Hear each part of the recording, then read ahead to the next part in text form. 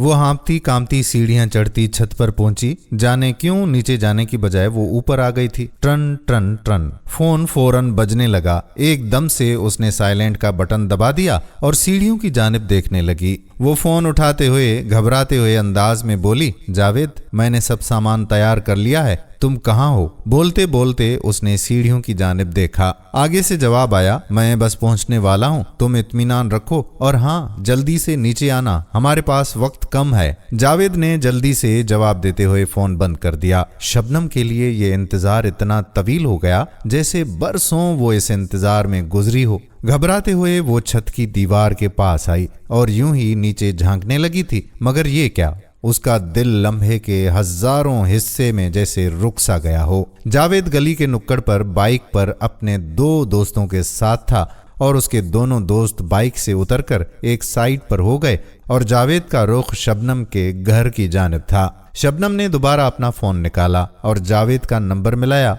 Phone उठाते ही जावेद ने बोला कि जल्दी नीचे आओ, मैं आ गया हूँ, और हाँ देखो, अपना जेवर और नकदी साथ लिया है ना? तुम अकेले आए हो ना? शबनम ने उसके सवालात को नजरअंदाज करते हुए पूछा। हाँ, मैंने अकेले आना था, तो जाहिर है अकेला ही आया हूँ ना? जावेद झंझलाते हुए बोला, तुम फौरन आओ, वक्त कम है, और घड़ी की तरफ देखते हुए दोबारा बोला। मगर शबनम पर तो जैसे सकूत तारी हो गया। कहने लगी कि तुम सच कह रहे हो ना, तुम अकेले आए हो? शबनम की सुई वहीं अटकी हुई थी। जावेद पर जैसे शक गुजरा। वो फौरन नरम अंदाज अपनाए हुए बोला, क्या कोई अपनी जिंदगी से भी झूठ बोल सकता है? मैं तुम्हें किस तरह यकीन दिलाऊं कि मैं तन्हा हूं? तुम आओ और खुद देख लो, मैं तन्हा आया हूं। अब की बार वो कुछ ज्यादा ही तफसील से जवाब दे गया। दोनों तरफ सकूत छा गया। शबनम की आवाज ने सकूत तोड़ा तो जैसे जावेद पर हैरतों का पहाड़ टूट पड़ा। वो कांपती आवाज में बोली, चले जाओ और अब दोबारा कभी मेरे घर का रुख ना करना। अगर तुम यहाँ आए तो जान लो कि मुझसे बुरा कोई ना होगा। उसे अपनी आवाज किसी खाई से आती हुई महसूस हुई। वो मजीद कहने लगी कि कौन सी दोस्त थी मेरी ऐसी जिसने मुझे तुमसे मिलने से ना रोका हो, मगर मैंने किसी की ना सुनी। यहाँ तक कि अपने माँ बाप को धोखा देने चली थी। उनकी आंखों में धूल झोंक कर मैंने तुम्हें अहम जाना और तुमने आज बता दिया। मुझसे बढ़कर कोई पागल हो ही नहीं सकती है। बेदर्दी से वो गाल रगड़ती काल बंद करने लगी कि वो गोया हुआ। कहने लगा, तुम अगर मेरी असलियत जान ही चुकी हो तो सीधी तरह जेवर और नकदी मुझे दे दो, वरना मैं तुम्हारी तस्वीरें सोशल मीडिया पर डाल दूंगा। फिर तुम किसी को तो क्या, अपने घर वालों को भी मुंह दिखाने के काबिल नहीं रहोगी।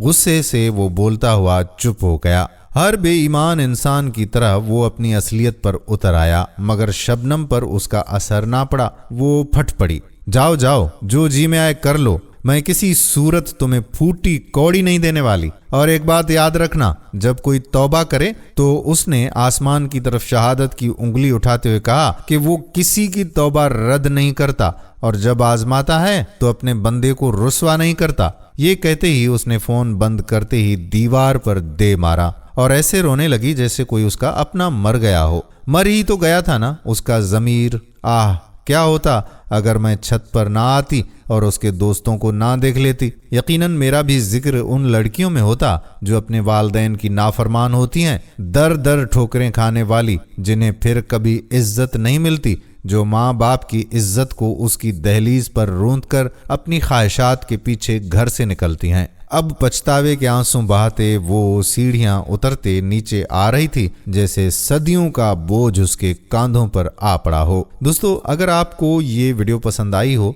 तो अपने दोस्तों अहबाब के साथ इसे शेयर जरूर कीजिएगा।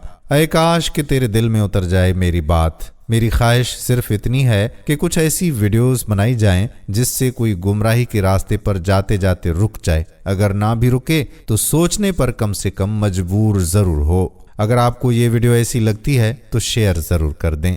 आने वाली वीडियो तक अपने मेज़बान कादिर बख्श कल्होड़ो को इजाज़त दीजिए। अल्लाह हाफ़िज़।